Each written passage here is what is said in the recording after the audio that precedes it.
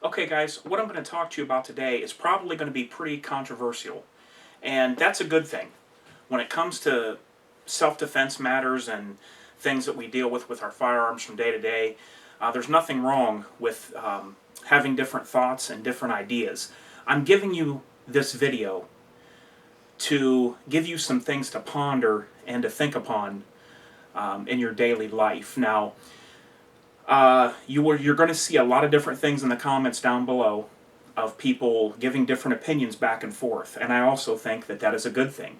It can bring up new topics, it can give you things to think about, it can give you different things that I didn't mention to think about, to weigh in to these opinions, and this is what I'm giving you, my opinions here. Nothing that I'm saying is set in stone or concrete, because every self-defense case is going to have its own variables involved, and every single self-defense case is going to be different. So with that being said, you can take this for what it's worth.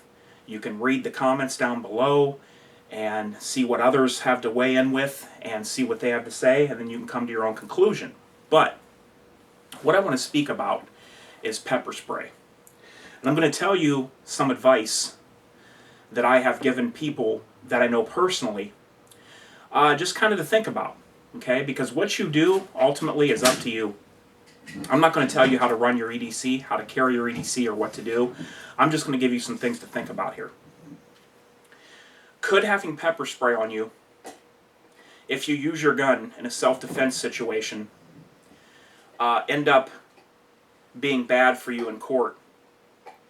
And the answer to that is yes, there are times that it could end up being bad for you if you have pepper spray on you when you use your gun in a self-defense shooting. And I'm going to explain some of the reasons why right now. Okay?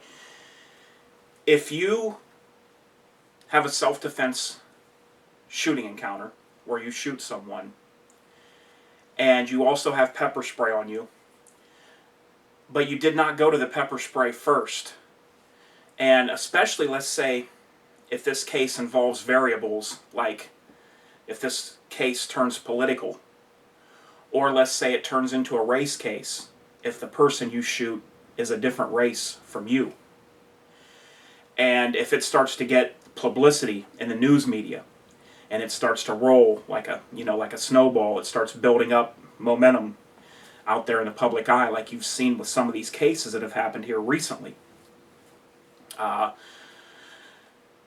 If that were to happen, and you were to have pepper spray on you, and you pulled your gun, and let's say there were reasons that people thought the shooting was questionable. Maybe the other guy didn't have a weapon, but there was still a chance you could be in fear of great bodily harm or death. Maybe the other guy had a knife, even. Now, having pepper spray on you and going straight to your gun could be used against you by a prosecutor in a court of law. And like I said, if you want to look back over a couple of high-profile self-defense cases that we've had here recently, I think it could have hurt one of the individuals involved in that case had he had pepper spray on him, because the general consensus is going to be with the news media and the sheep out there is they're going to say, why didn't he just use the pepper spray?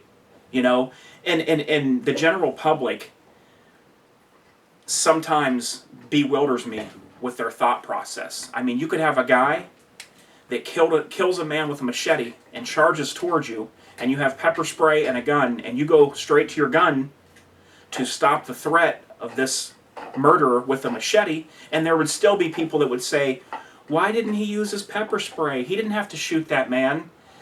Unfortunately, that's the type of society that we live in with some of these people out there. So this is just something to think about. If you're going to carry less than lethal along with your firearm, be prepared that if you're ever in a shooting where there's anything questionable, or it turns political, or it turns into a race case, it is going to be used up and brought against you with full force that you had this on you and you did not try everything with all your means that you could to use this instead of the gun. Because there's going to be times where you skip this and you go to the gun. But just having this on you can be bad for your health in criminal court. So it's just some things to think about, guys.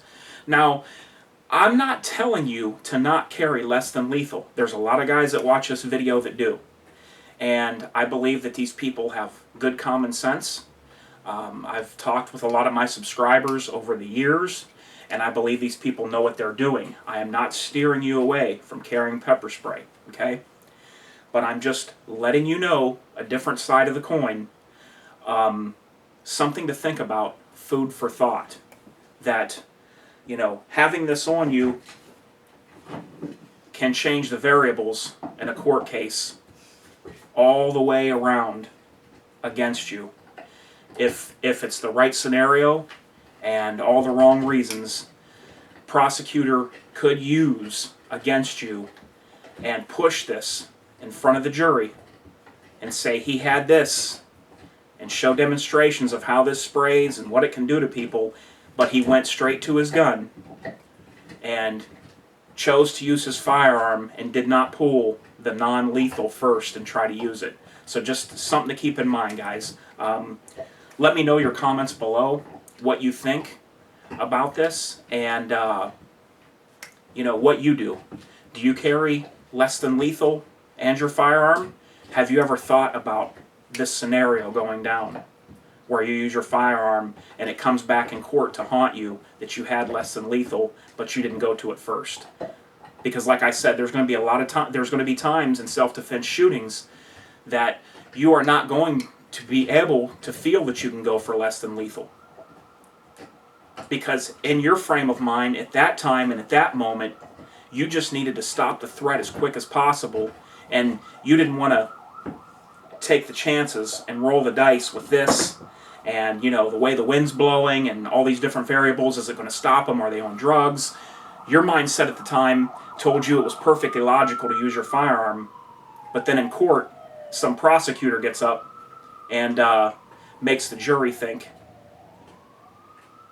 that you should have pulled this first, by the way he, you know, gives his speech and his spiel about the way that the self-defense shooting went down. So let me know, guys, what you think. Just wanted to make this video and give you something to think about. All right, guys, until next time, this is H4T, and I am out.